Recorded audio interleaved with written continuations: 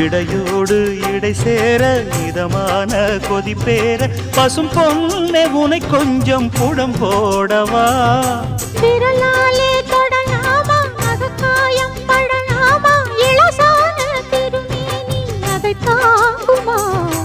அழுக்காமல் சலிக்காமல் அணைத்தாலும் வலிக்காமல் இருந்தாலே தருவேனே இதழோரமா காயம் படக்கூடும் வேகம் பிறக்க பூச்சலிடக்கூடும்